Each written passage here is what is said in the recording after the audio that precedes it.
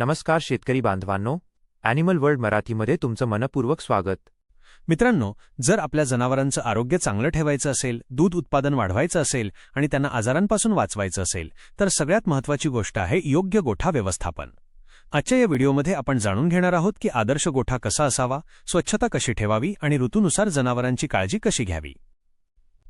गोठ्याची रचना, structure. सुरुवात करूया गोठ्याच्या रचनेपासून. तुमचा गोठा नेहमी उंच जागेवर असावा, जेणेकरून पावसाचं पाणी तिथे साचणार नाही. जमिनीला थोडा उतार ठेवा आणि शक्य असल्यास सिमेंटचं फ्लोअरिंग करा.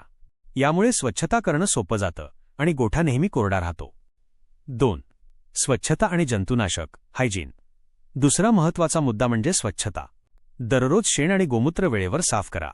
आठवड्यातून किमान एकदा तरी जंतुनाशक फवारणी करा. लक्षात ठेवा, जिथे स्वच्छता असते तिथे माशा आणि कीटकांचा प्रादुर्भाव कमी होतो आणि पर्यायाने आजारही दूर राहतात. 3.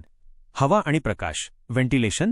जनावरांनाही मोकळ्या हवेची गरज असते, त्यामुळे गोठ्यात हवा खेळती राहील आणि भरपूर सूर्यप्रकाश येईल याची काळजी घ्या. बंदिस्त आणि दमट वातावरणामुळे जनावरांना श्वसनाचे आजार होऊ शकतात, ते टाळा.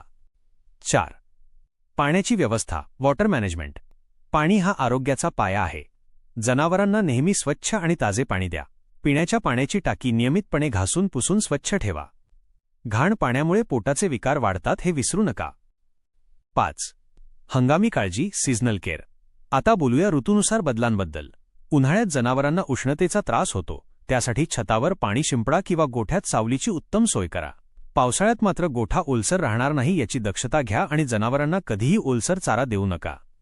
6. रोग प्रतिबंधक उपाय, प्रिव्हेन्शन. शेतकरी मित्रांनो, प्रतिबंध हा उपचारापेक्षा नेहमीच चांगला असतो. त्यामुळे जनावरांचे नियमित लसीकरण, वॅक्सिनेशन करा आणि वेळेवर जंतनाशक औषध द्या.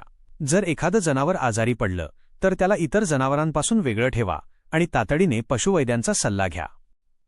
निष्कर्ष: योग्य गोठा व्यवस्थापन केल्यास तुमची जनावरे निरोगी राहतील, औषधांचा खर्च वाचेल आणि पर्यायाने तुमचं दूध उत्पादन आणि नफा दोन्ही वाढेल. तुम्हाला ही माहिती कशी वाटली? कमेंटमध्ये नक्की सांगा. व्हिडिओ आवडला असेल तर लाईक करा, आपल्या शेतकरी मित्रांसोबत हा व्हिडिओ शेअर करा आणि अशाच माहितीपूर्ण व्हिडिओसाठी ॲनिमल वर्ल्ड मराठी चॅनलला नक्की सबस्क्राईब करा.